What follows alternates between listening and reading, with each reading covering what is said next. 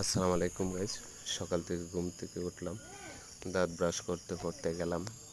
আমাদের পাশে একটা খাল আছে, বাড়ির পাশে। তারপরে খালের মধ্যে দেখলাম আমার এক ভাতিজা আছে, ওইখানে জাল দিয়ে মাছ ধরতেছে। বললাম যে কয়টা মাছ ধরছো? বলে যে একটাও না। তারপরে দেখে যে ওইগুলো মাছ অনেক সুন্দর সুন্দর মাছগুলো ছিল। ট্যাংরা মাছ ছিল, তারপর বাইলা মাছ ছিল, তারপর পুঁটি মাছ ছিল। পুঁটি মাছগুলো দেখাবো, একটু ওয়েট করে। ওইগুলো কিন্তু এখনো দেখাচ্ছে না, ও একটু ওয়েট করেন, আমি দেখাবো আপনাদেরকে।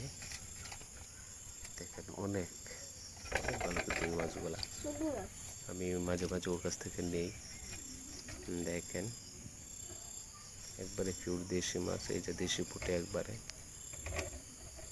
দেখছেন কত সুন্দর, একবারে তাজা।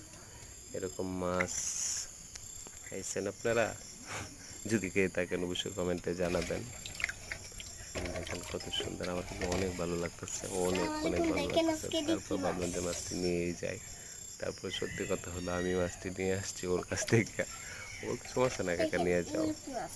তারপরে ওটাতে ভাবতেছি কি দিয়ে রান্না করা যায়। তারপরে আম্মুর কাছে নিয়ে দিয়ে দিলাম। সবগুলো একত্রে ডালা হয়েছে একটা ভলের মধ্যে। এখন মাছগুলো সব কাটা হবে। দেখেন কত তাজা। ও অনেক সুন্দর কিন্তু, অনেক সুন্দর।